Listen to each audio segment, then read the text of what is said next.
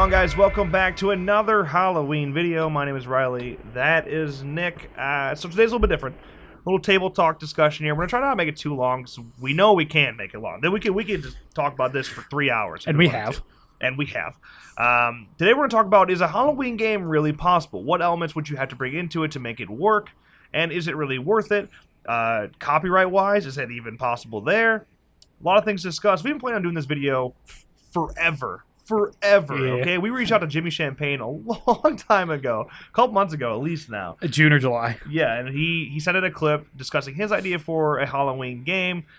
So we'll take a look at that in a second. But like when the actual Halloween, I don't want to call it that, but the Halloween game controversy thing that happened before, where they were raising money on like Patreon to make the game, when that happened, when that was announced, we're like, okay, this is gonna fall through.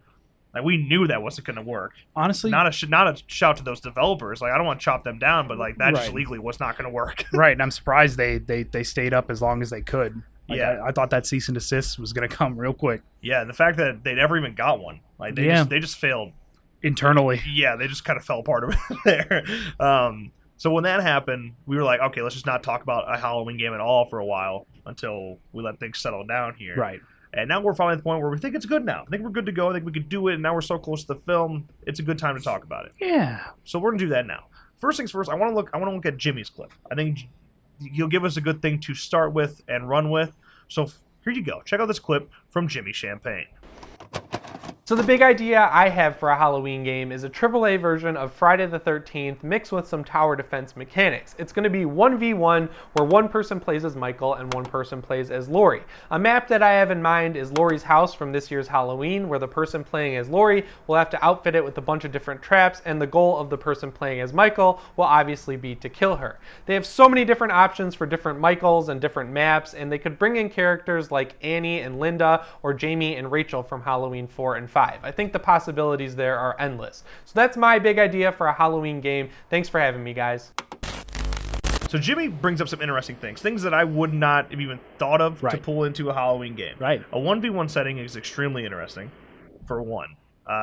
Then bringing in tower defense mechanics into Halloween, it works from a Laurie Strode standpoint, for sure. But I think once you switch up characters, then it kind of doesn't make sense anymore.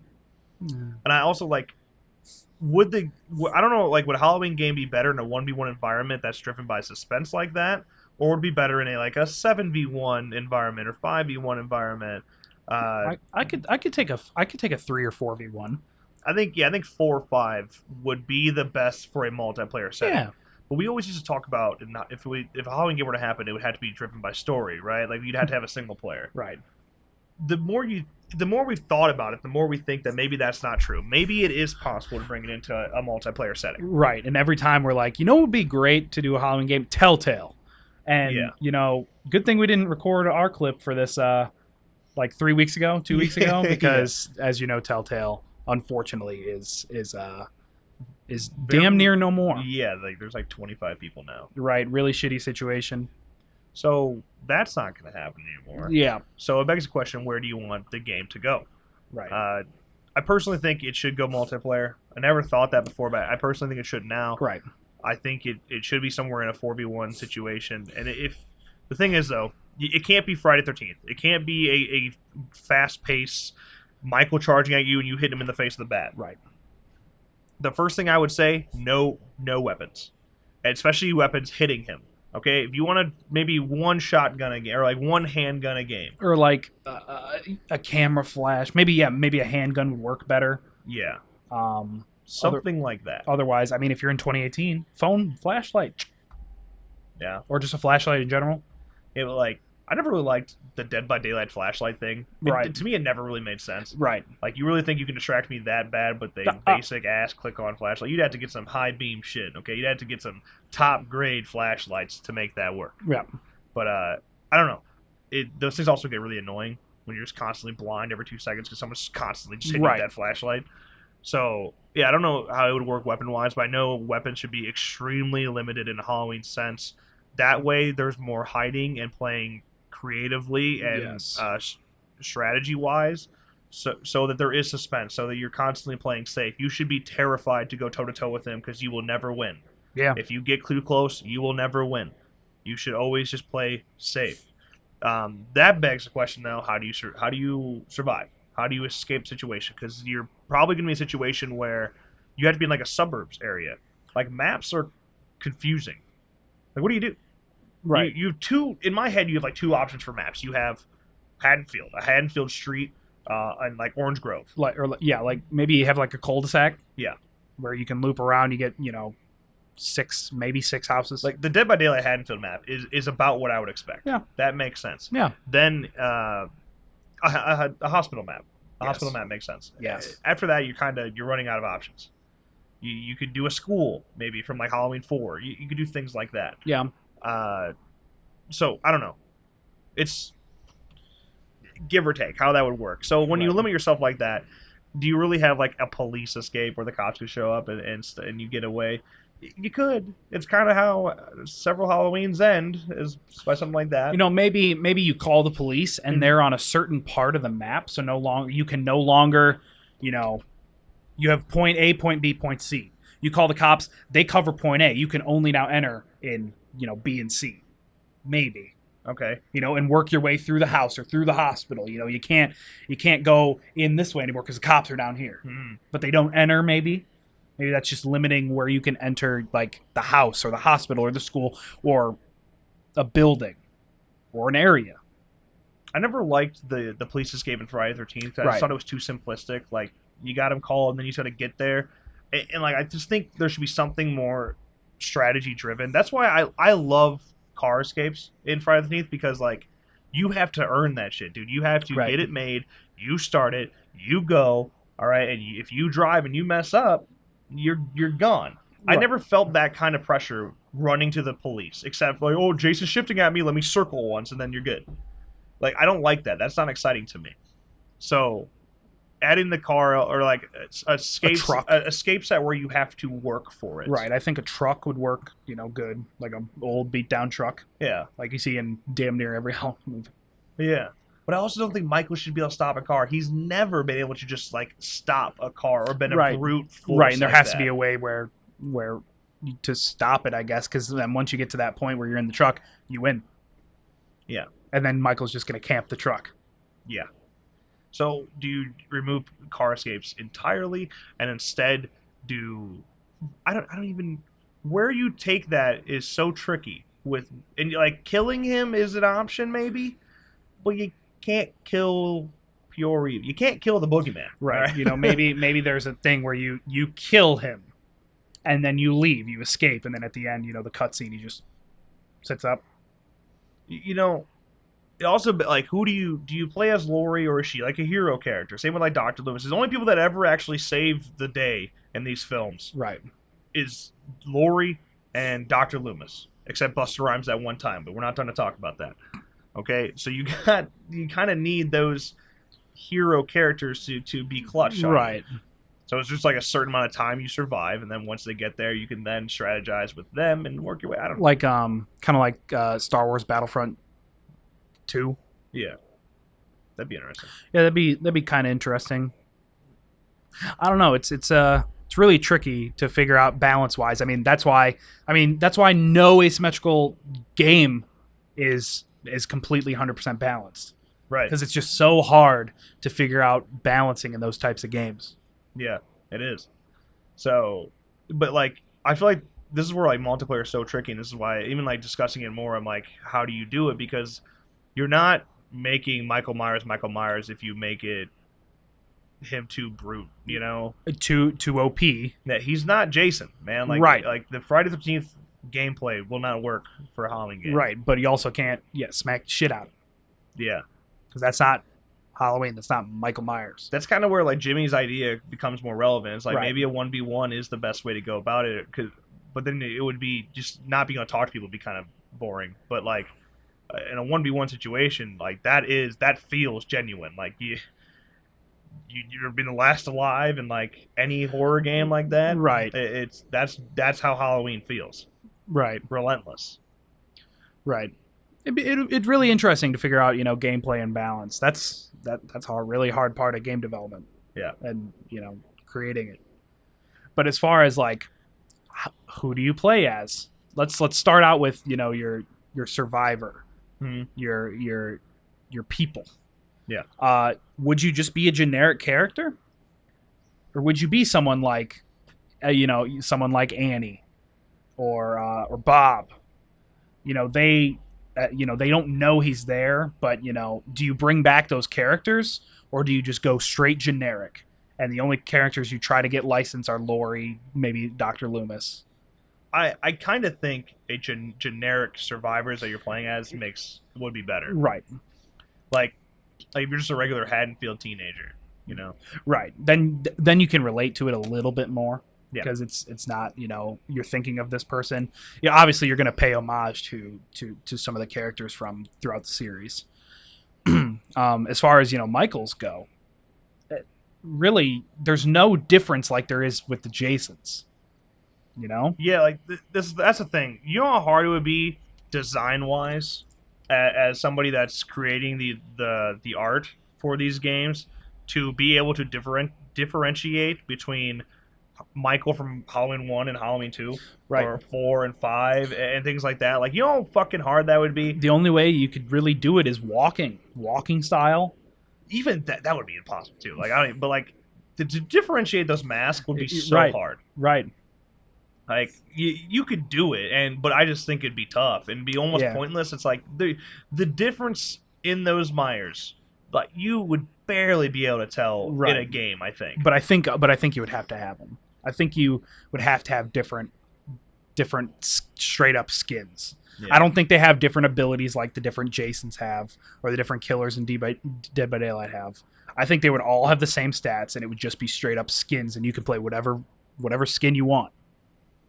Yeah. Maybe you go with the skin that goes with the map. Maybe. What maps are there? I mean, yeah. Jimmy mentioned Lori's 2018 house as a map. That'd be interesting. Right. Yeah. That'd be really interesting because it seems like it's out in the middle of nowhere. Yeah. With floodlights and shit out there, it'd be nowhere to hide. Yeah. That'd be interesting. Yeah. Yeah. If you bring it, because one of the most predominant ways that Michael's ever died is by fire. Yep. That's like Halloween 2. It really makes no sense for him to come back from that. Like he was goner, dude. Like there's no way. So like, do you burn him to kill him? I think that would make the most sense to be able to stop him. Yeah. But if that's the only way to really get away, you're constantly going for the same thing every time.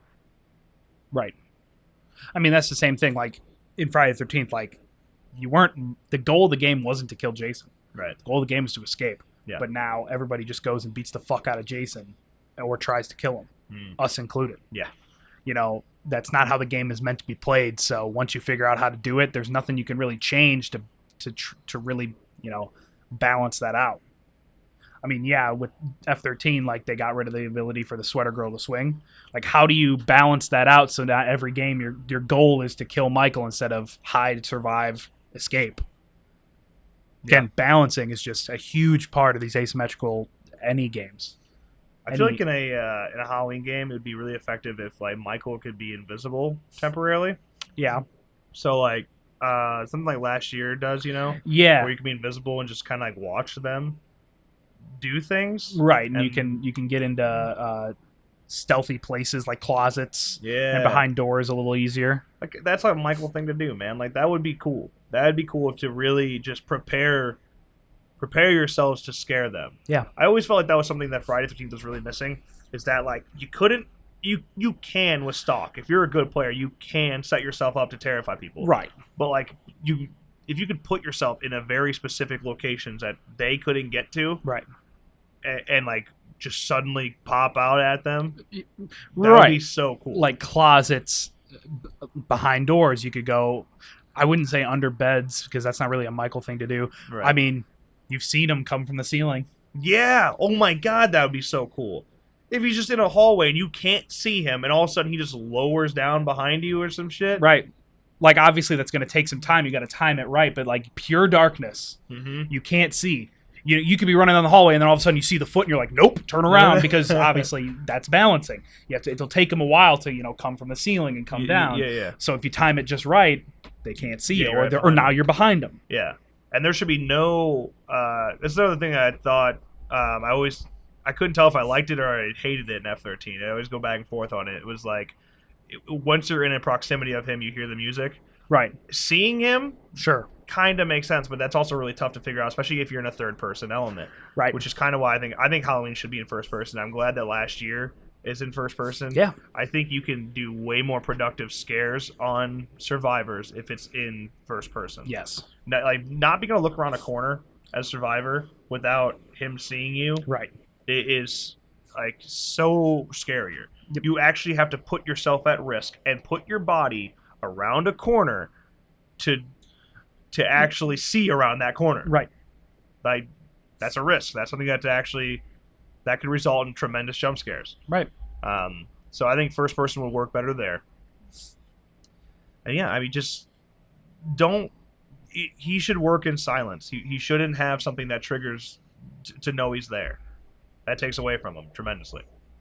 Right. You maybe I'm thinking, technically and minuscule at this point, but like, so say, you're Michael's in the closet, somebody runs in the room, you pop out, kill him, hide the bodies, put him in the closet. Mm-hmm. Next time somebody comes in, search the closet, finds the dead body, you hear that stinger. Ooh. Yeah, it's a Michael thing to do, man. Yeah, that would be so cool. That would be cool. That stinger should be used effectively too, which is where it like begs the question about music again. Right. If you see him, do you hear that? Or if he grabs you, like how Jason has that stinger now. Right. Does that classic Halloween stinger play I think it would have to. And do you grab people like that to move them into animations like F-13 does, or I think just swinging with him would look really dumb with a kitchen knife. Right, and we don't know any better. So I would say yes, grabbing them and doing environmentally stuff, and having your own set of not brutal kills, but simple like maybe you do the quick throat slit. Done. Yeah. Maybe some kills make more noise than others. Like maybe they can scream. Like you do throat slit, that's it. Mm-hmm. Donezo. But say you are squeezing their head and she's screaming, they're screaming, then other players can hear that. Maybe it depends on how you want to do things. I think I was thinking this just now. I was like, I think Halloween would work a lot better in a large house or a hospital setting where you can't go outside. Because once you go outside and he's got to chase you down outside, it gets really tricky. And that's where the game would be complicated. Right. If you keep yourself, this is where I think Halloween Resurrection could have its own map, dude, where the sewers are involved. Yeah. But you're locked in that house. Like, just how they were. I think that is... If you can limit your range like that, that makes it pretty scary. Right. And thinking of, ways the game ends, maybe it's just time. Maybe after a certain amount of time, the cops show up and the game is over. So you literally are sitting there for maybe 15 minutes. You have to survive by hiding, by running around this huge area, which is a house would be a little difficult, but a hospital would be all right. 4 people, 10 minutes, 15 minutes, hide. Yeah, maybe the statistics, maybe 4 people never escape. That's okay. How many people, did all the people get out of the hospital? If just everybody had a time for, let's go off a hospital. And yeah, you're on a time. Let's say after 10 minutes, a very specific door unlocks on that map that you can get out of. I don't know how much that would make sense, but there's a reason that door is now open. But yeah, it has to. But there needs to be more than 3 options like there are in F-13, where the police are going to be at one of these options. Right. You can guess and get it right. Let's make it fucking 20 options. Yeah, and it can be any door in that entire map, and then that way you're not camping it out. And what if Michael had to be driven by not being seen? You have to work to not be seen. Yeah. But then how does it work if people are grouping together and always working together? Which is fine. You should do that. Right. Strategy. But it's how do you segregate them and trick them to separate? Can he set traps? He would have to. Can he break things that they have to fix in order for a door to unlock? Right. It'd be kind of like last year. They want you to to roll together. You don't want to be alone, but you need to get certain objectives done with different people. Yeah. And depending on your pairing, you could both get fucked up. Imagine like a situation where you have to turn a very specific, I don't want to say like a generator or anything, but like, because generators are getting overused these days. Like a power box. Yeah, just any like type of power box, but it's in a very specific room that's locked off. There's one vent that can get into it, but only one player can fit in it. Like there's a very specific player like a that small can do type it. character. Yeah. So if we get 4 characters, none of which can repeat. You can't be the same person like you can in F-13. Yeah. Each one has a very special ability. One small and can fit in small places. One stronger, maybe can hold him off like for a second. There's just things like that. Right. And then you have the element where, because they need to be abilities that make those players separate. Yes. So you got to climb in and turn that power box on through that vent. Well, no one else can fit in there, so you're by yourself, or whoever's with you is now by themselves. Just things like that would have to play out in Halloween, right, to work. Right. Yeah, it's a tricky game. Yeah. And honest to God, I don't think we will ever see one. I'm being like dead ass serious. No. I don't think we'll ever see one. One, because of how complicated it would be, especially in a multiplayer setting. And two, because you thought the Friday the 13th rights were complicated, you should see the Halloween ones. Okay? You know how long it took for just to find distribution rights to get a Blu-ray set out altogether? Right. It took forever. It took so many years. Fans wanted it forever. And it finally happened. Right. Because, I mean, you have Trancas involved, you have Universal involved, you have the Weinstein Company involved, Anchor Bay is involved. Good luck. What you could probably do is you could probably get Trancas involved in the first one, and you could get Blumhouse involved on the last one. Right. Like, you could get those two, I think. And honestly, that may be all you need. May be all you need. It might be all you need. But, yeah, I'm just saying, it'd be really tough to get a game out. Right. It'd be really fun, but I mean, just sitting here talking about it is giving me a headache. Yeah, it is, dude. Like, I actually have a migraine now. like I'd love to see it, but there's just so many variables. Yeah, like, I don't know how you could do one that would actually work. Yeah, I think the best option we have is like a single player type game, like Jimmy Champagne said, where it's like a tower defense.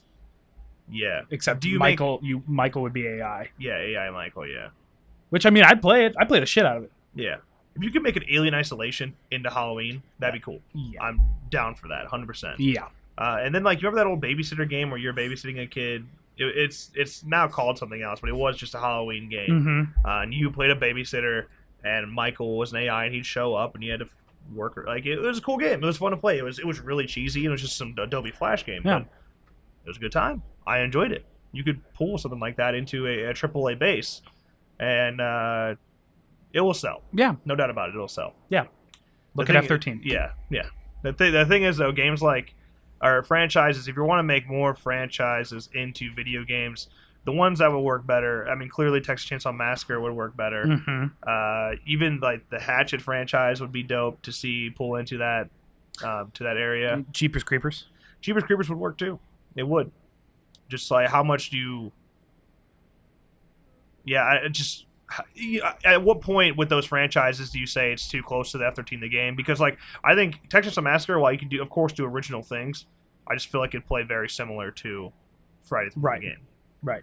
At what point are these horror, asymmetrical horror games going to die? At when are they going to become too cliche? We got a little while.